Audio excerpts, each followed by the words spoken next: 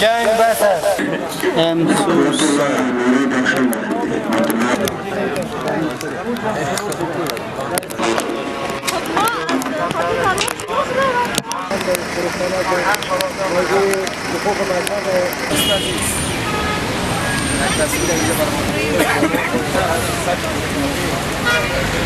کشتن آدم خورا خورده آدم خوری از مهاجرین و ایمان انصار استفاده نکن.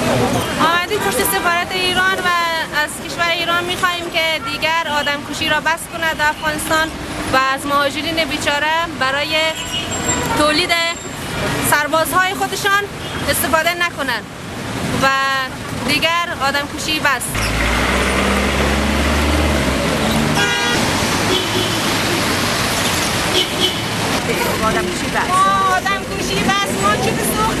آدم خورایی هستند که هر کدومش نمایندگی از یک رهبر میکنه، رهبرایی که آدمای زیاده کشتن و آمدیم به یونما بگوییم که در قدم اول و کشورهای همسایه ما بگوییم که ما خسته شدیم از آدم کشی، دیگه اولادای ما کشته نشد.